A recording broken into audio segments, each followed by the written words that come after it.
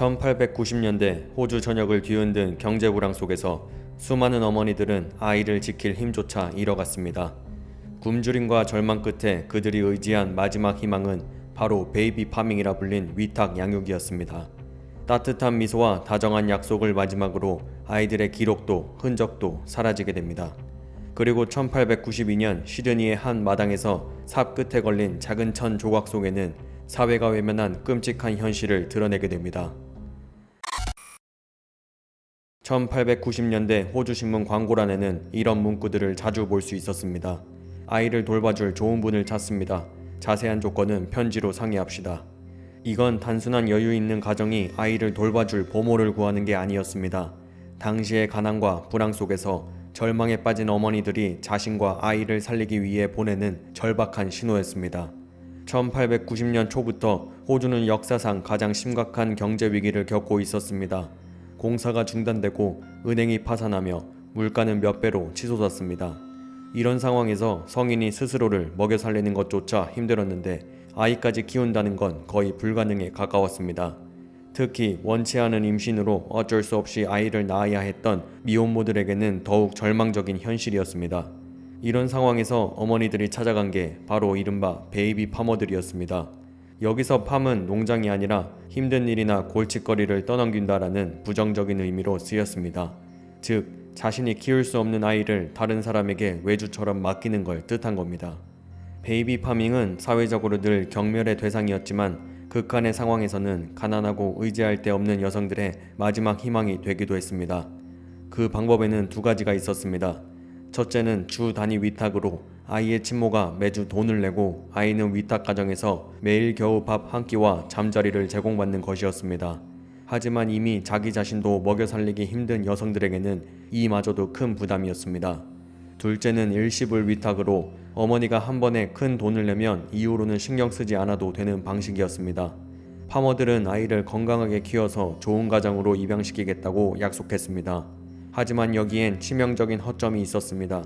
파머들이 어머니로부터 돈을 한 번에 받았기 때문에 시간이 갈수록 아이를 지속적으로 잘 돌봐야 한다는 동기가 사라졌던 겁니다. 게다가 정부의 관리와 조사도 허술해 실상은 돈을 받고 집 문을 닫아버리면 그 아이들의 행방은 아무도 알 수 없게 되었습니다. 이런 위험을 알면서도 그래도 한번 믿어보는 것과 아이와 함께 굶어 죽는 것 사이의 끔찍한 선택지 앞에서 많은 부모들은 희미한 약속에 매달릴 수밖에 없었습니다. 그리고 그 과정에서 수많은 비극이 일어났습니다. 1892년 2월 12일 시드니 근교 서머힐이라는 곳에서 아그네스 워드라는 19살 소녀가 사생아를 낳았습니다. 아이 아버지는 알려지지 않았고 아그네스는 하녀로 일하며 번 아주 적은 돈으로는 도저히 아이를 키울 수 없었습니다. 출산 2달 뒤 결국 그녀는 신문에 아이를 맡아줄 사람을 찾는 광고를 냈습니다. 광고가 나간 다음 날 한 중년 여성이 찾아왔습니다. 그녀는 여러 농장을 운영하며 방과 식량이 충분하니 아이를 키울 수 있다고 했습니다.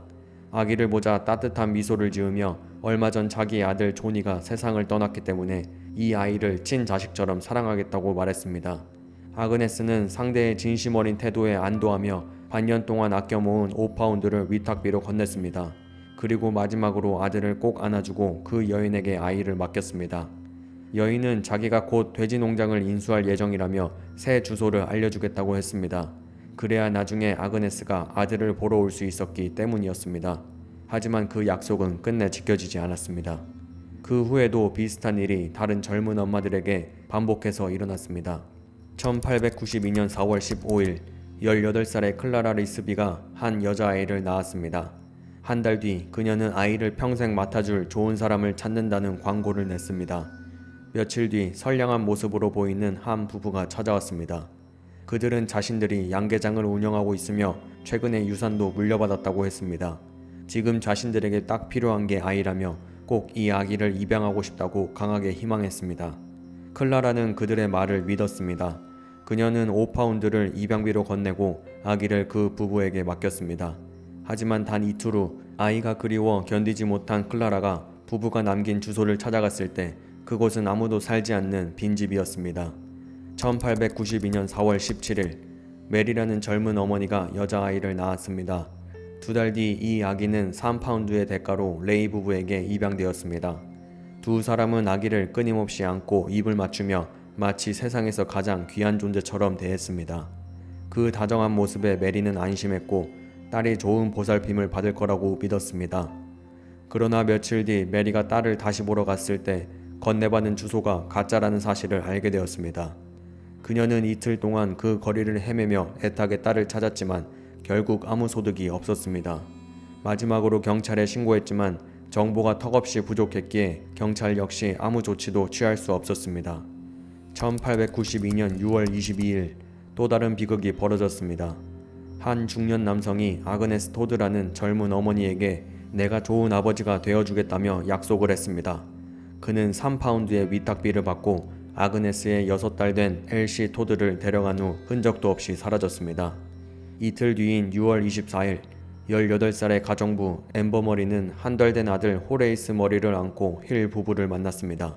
그 부부는 얼마 전 아들을 잃었다며 이 아이를 친자식처럼 키우겠다고 말했습니다. 극심한 가난에 시달리던 엠버는 마지막 남은 3파운드를 건네고 입양 서류에 서명했습니다. 그녀는 끝내 눈물을 흘리며 아들을 마지막으로 안아본 뒤 그 부부에게 맡기고 떠났습니다. 며칠 뒤인 6월 말 또 다른 비극이 이어졌습니다. 데이비스 부부는 생활고로 인해 태어난 지 얼마 안 된 딸을 버트 부부에게 맡겼습니다. 이번에는 일시불이 아니라 매주 토요일에 아이를 보러 가면서 10실링의 양육비를 내기로 했습니다. 하지만 겨우 한 달이 지난 후 그들은 아이가 갑자기 크게 아파 의사에게 데려가야 한다는 소식을 들었습니다. 며칠 뒤 도착한 전보에는 아이가 병으로 세상을 떠났다는 내용이 담겨 있었습니다. 다급히 달려간 데이비스 부부가 마주한 것은 작고 차가운 딸의 시신뿐이었습니다. 당시 항생제가 발명되지 않았던 시기라 음식을 조금만 잘못 먹어도 아이가 죽을 수 있었던 시대였습니다. 그래서 높은 유아 사망률이 이상할 게 없었기에 데이비스 부부는 전혀 의심하지 않았습니다. 오히려 2파운드를 수고비로 건네며 아이의 장례까지 부탁하고 눈물을 흘리며 자리를 떠났습니다.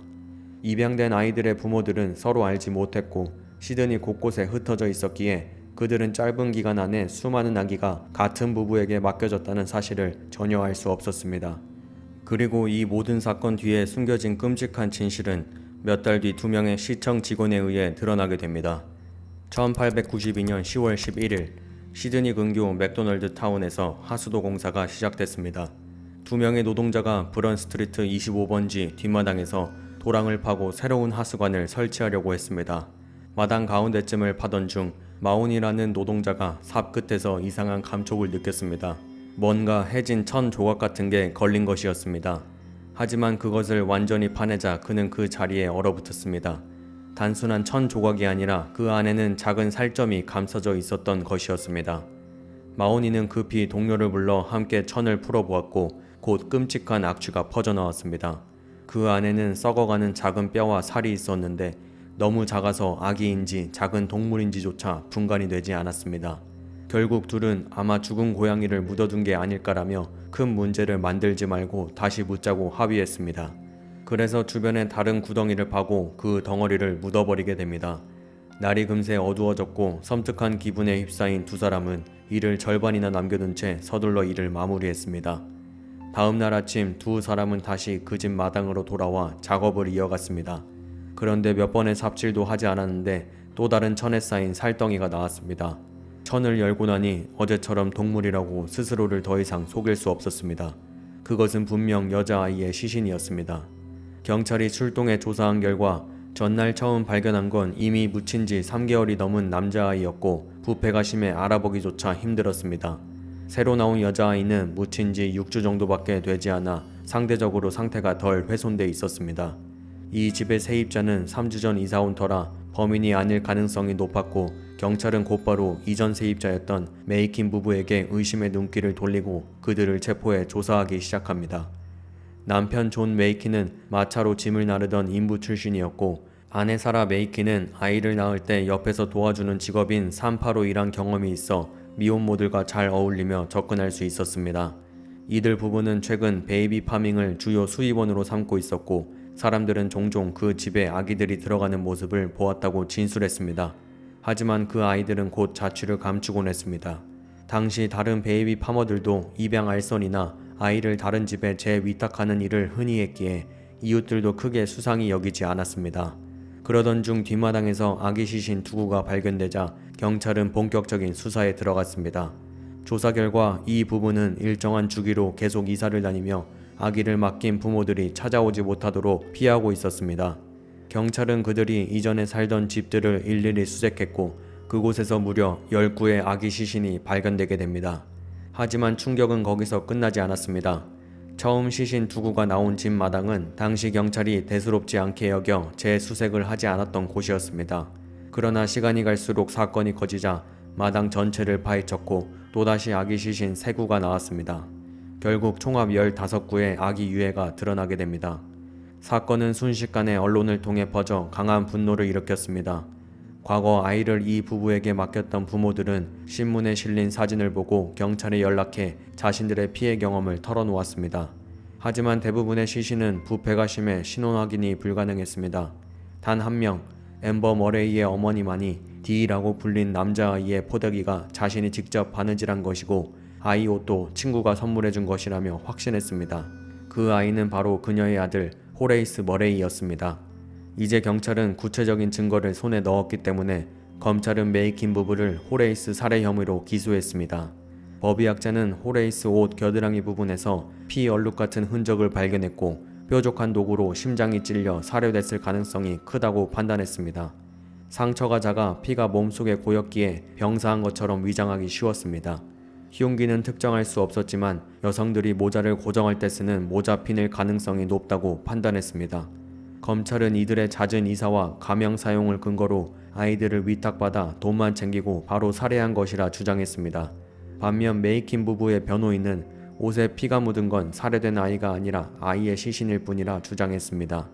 대부분 부패가 심해 죽음의 원인이나 시점을 알 수 없고 흉기도 목격자도 없으니 단정할 수 없다는 것이었습니다. 또 D라는 남자아이가 정말 호레이스인지 확정할 수 없다고 반박했습니다. 재판 내내 남편 존은 무심하고 반항적인 태도를 보였고 아내 사라는 고개를 숙인 채 눈물을 감추려는 듯 손으로 얼굴을 가리며 슬픔을 표현했습니다. 1893년 3월 9일 새벽, 배심원단은 논의 끝에 메이킨 부부에게 유죄 판결을 내렸습니다. 스티븐 판사는 선고를 내리며 메이킨 부부가 호레이스의 어머니를 속이고 돈을 받은 뒤 아이를 살해하고 시신을 잔인하게 묻어버렸다며 역겹고 사악한 베이비 파머라 단호히 규탄했습니다. 그는 결국 부부 모두에게 사형을 선고했습니다. 그 순간 존은 여전히 뻔뻔했고 사라는 법정에서 주저앉아 통곡했습니다. 이후 배심원단의 권고에 따라 사라의 형은 무기징역으로 감형되었고 존은 항소했지만 최종적으로 기각되었고 5개월 뒤 형이 집행되게 됩니다.